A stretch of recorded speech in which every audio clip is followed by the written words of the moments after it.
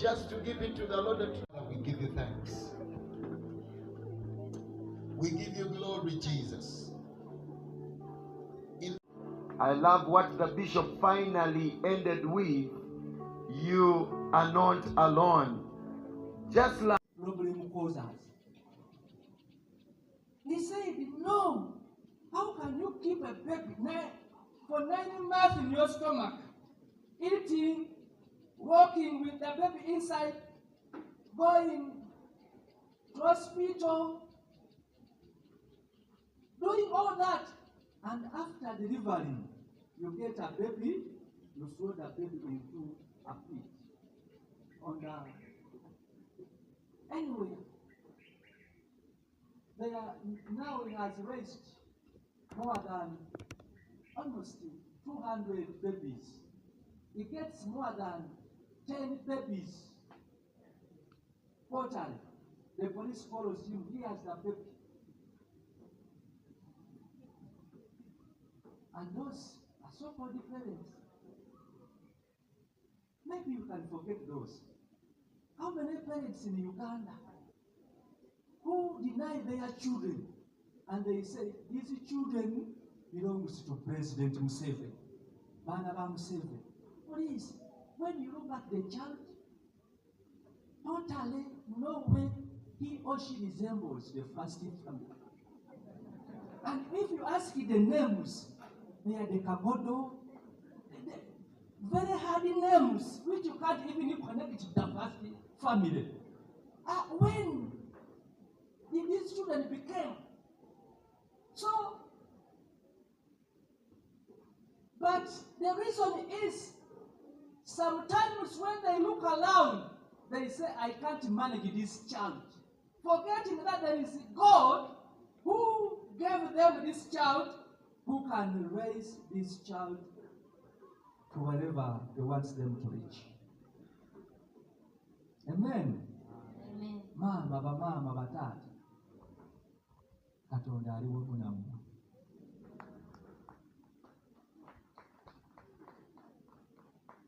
If we forget that, that's why sometimes we mistreat our children. Not only okufuna Katonda yakuwa omwana, ate no beeyogerako tebaliwona. Ate abaliwo naye kalimu n'abayamba kaŋŋambe mmwe. We cry. We go to schools.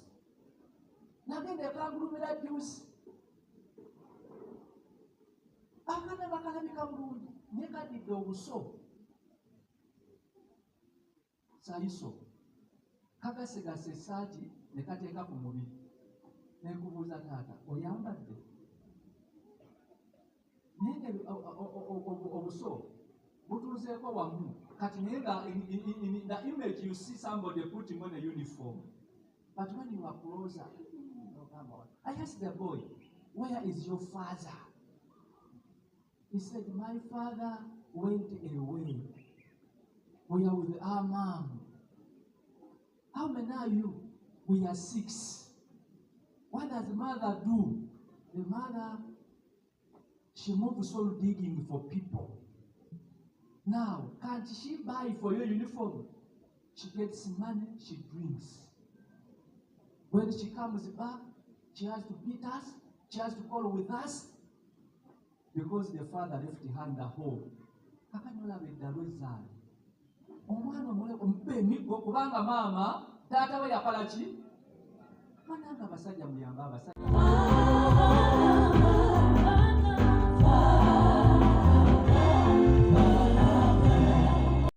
They are scattered. Those who are pleasant.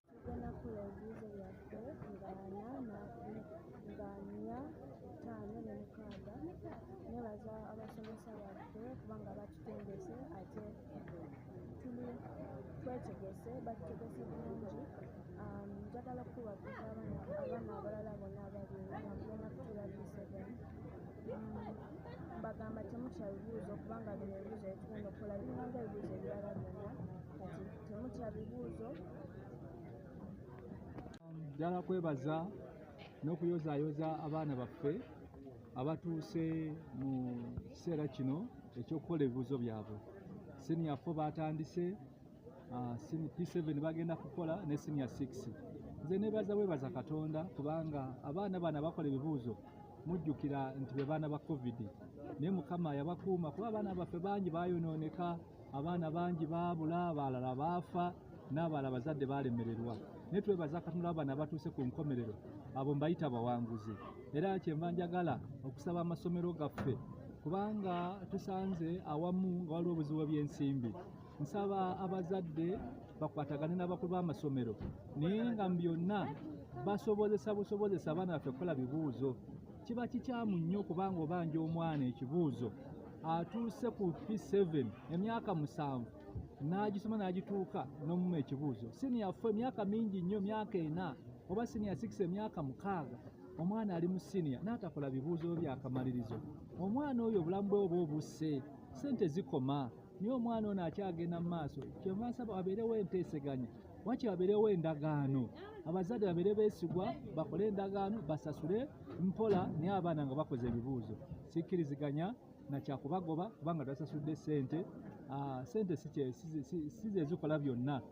Mukama ajja kuwa omukisa directed teacher mu ngeri endala, naye kkiriza omwana omusaasire kubanga oyo ge maanyi, bwe bulamu bw'eggwanga, bw'ekkanisa ne famire eyo. Bw'omutuulako oba ogenda kukosa abantu bangi lwanaabeera ekitagasa kubanga teyakola bibuuzo ba yeekyaye, naawe omusango gujja kubeera katojja kulumwa nnyo. Kale nsaba muteekewo ekisa kubanga abamu bwatuukidde wano era nga biganye bugaanye. Biba biganye ate kati gwe teekawo omukono gwe kubanga Bayibuli etuyigiriza okusuliganako emigugu ffekka na ffekka. Alala kusaba Katonda ayongere okukwata ku bazadde. Ndabye abaana baffe bagenda okukola ebibuuzo nga basanyufu, ate nenzijukira nti waliwo abaana abataweebwa ddembe lyabwe ery'okukula. Abamu babazaala ne babasula ku kasasiro, abaana babasula mu toyireti, abaana ne babookya emiriro. Nalabyeko mu bifaananyi nga waliwo ne bakubye omusumaali mu mutwe. Bannange, omwana mutwale nga kirabo ekiva eri Katonda. Oyo omwana tomutunuulira ng'owuwo kuba tewali muntu asobola kutonda, atonda ye Katonda. Nsaba Katonda abayamba abazadde, oba omwana Katonda akuwadde omwana afaanana atya, oyo omwana mulere ng'omanyi ng'okola buweereza bwa Katonda. Nvumirira, nkyawa era ŋŋaana abazadde bonna abatulugunya abaana, oba omuzaala oba tomuzaala, gwerabirira malayika ya Mukama. Ate ka mbabuulire, balimu omukisa munene. Bw'omukotoggera oba nawe weekotoggedde, w'omuyamba nawe oba weeyambye. Kale Mukama asaba abafuddeyo eri abaana babaagala ne Mukama banjagalire, Mukama abawe omukisa. Nze Anet Mutyaba, nze omukulu w'essomero lya St. Catherine Junior School wano Sonde. Essomero lyaffe olwaleero tufunye omukisa ne tukyaza Bishop wa Mukono Diocese, the Right Reverend Kitto Kagodo, ngazze okusaako abaana emikono n'okusabira abaana baffe ab'ekyomusanvu. Tuweereddwa omukisa gw'amaanyi ffe ng'essomero kubanga tuli ssomero eriri Anglican based, tukkiririza mu Kristo era tumanyi nti yatuwadde omukisa guno. N'olwekyo tubadde ba mukisa nnyo okumukyaza era tusuubira nti mu maaso abaana baffe bagenda kusoma bulungi, weewaawo bagenda kufuna obubonero obulungi, bagende mu masomero amalungi agaweesa Mukama ekitiibwa. N'ekirala ffe wano tukkiririza mu kye tuyita holistic education, ekintu ekirambulukuka ne Ministry of Education kyekutteko ennaku zino nti amasomero tegateekwa kubeera bubeezi nga gasomesa abaana okufuna obubonero mu kubala, naye galina okusomesa abaana ebintu eby'emikono, ebintu ebikwatikako oba kye bayita skills. Kati ffe ng'essomero tumaze emyaka 10 batutendeka abaana mu critical thinking, omwana okusobola okwerowooleza, era ng'omwana awaviira mu ssomero lino abeera si muyivu kyokka ekyokumanya eby'omu bitabo, naye abeera muyivu nnyo ng'amanye ebyemizannyo, amanye ebintu eby'obulimi, amanye ebintu eby'eddiini, abeera nga ali all round. Omwana ayigiriziddwa eby'empisa, eby'okukkiriza, eby'okusoma. Kati ly'essomero lyaffe liri competence based era nga ye curriculum empya Ministry of Education gyekutteko mu biseera bino. Amasomero gonna curriculum zonna zikyuka, zigenda kufuuka competence based oba project based. naye ng'ate ekyo kintu kyo St Catherine Junior School wano Essonde twakizuula dda, era omwana agenda okuva mu ssomero lyaffe teri mwana ava mu ssomero lino n'alemererwa wonna waaba alaze. Weewaawo ng'ate tulabyeko abalala nga bava mu masomero n'obubonero obwa waggulu ennyo ne batuuka mu secondary ne balemererwa. Ate ffe abaffe gye batuukayo bakola bulungi nnyo kubanga curriculum yaffe twatandika dda nga tukkiriza mu holistic approach and we are competence-based schools. N'olwekyo tuli ba mukisa nnyo nti Bishop wa Mukono Diocese guno gwe mulundi gwe ogwokubiri omwaka guno okujja wano. Mutamu eyasooka yajja okwebaza Mukama nga abaana baffe basomye bulungi, kati guno ogwokubiri atazze okusabira bano abagenda okukola ebigezo n'okussaako abaana baffe emikono. So tukyebaliza Katonda era tukubiriza abantu mwenna mutweyunire wano ku St Catherine. Essomero tulina faamu ennene nnyo eyigiriza abaana ebyobulimi n'ebyobulunzi. Ekyokubiri, ffe ng'essomero tulina emizannyo gyonna gye wandirowoozezza, era abasinga oli balowooza tuli international school. Ffe tuyigiriza abaana chess, tuyigiriza abaana scrabble, ate nga n'abatendesi baffe kati mutendesi wa chess ye national coach wa Uganda, era yatendeka n'abaana baffe chess. Ate scrabble omwami eyawangula gold mu scrabble for Uganda mu Ghana, Ivan Sentongo ye mutendesi waffe owa scrabble. Tuzanya badminton era nga national coach Ronnie era yatutendeka n'abaana baffe badminton. Abaana bazanya football, netball, tulina swimming pools ennungi, tulina swimming pools wano ku ssomero bbiri, era abaana baffe bawuzi balungi nnyo. Omwaka oguwedde baali mu national competitions ne bawangula. Kwegamba ffenna tuzze tukimanyi nti abantu abasinga obugagga mu nsi muno tulowooza nti ba academicians, naye nga weewaawo si bwe kiri. Tujja kulaba abasambi b'omupiira abasinga okwettanira emipiira. Ogenda okulaba nga abasambi b'omupiira bantu bavunaanyizibwa nnyo, bagagga nnyo, obulamu batambulira bulungi. Lwaki? Kubanga ebintu bino by'omu kiraasi byokka si byebikola. Kati ffe twakizuula dda, tutendeka abaana emipiira, tubatendeka netball, football, tubatendeka volleyball, tubatendeka basketball, byonna tubikola. Ate era tulina n'akademi ya music, abaana basoma music.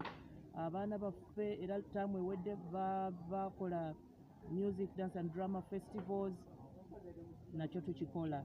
Kati ffe tukola ebintu ebyo byonna, ate n'ebyeddiini nga tutendeka abaana ebyeddiini n'empisa n'okutya Mukama. Catherine Junior School is a unique school kubanga emphasis yaffe eri holistic education, omwana yenna. Kaakati neebaza abazadde abaasalawo okugoberera omulamwa gwaffe, kubanga omulamwa gwaffe gwetaakamuko okugumiikiriza n'okumanya kyagala mu maaso, ekitali ku bazadde abasinga obungi. Naye abaasalawo okuleeta abaana wano twabanyonyola ne bakitegeera era basanyufu nnyo. Era nga bw'olabye omwana ayogedde ku lw'abaana banne, omulaba nga ali outstanding, byayogera byonna bimulaga nti ali wholly exposed and discovered. Tubadde n'omukolo gwa Bishop bakulembedde Reverend Enos Kitto Kagodo, Bishop wa Mukono, ngazze okola emikolo ebiri. Ogusooka okusabira bakandesi aba P7, ogwokubiri okussaako emikono abaana aba St Catherine n'abalala amasomero agaliraanyeewo. Naye nga ye Bishop ow'Emukono yasalawo nti St Catherine Junior School agikyalira emirundi ebiri buli mwaka. Mu first term tubeera ne Thanksgiving, abeerawo nga main celebrant. Third term ajja n'asabira ba candidates n'okussaako emikono abaana ababeera be. So kye kimulesa olwaleero.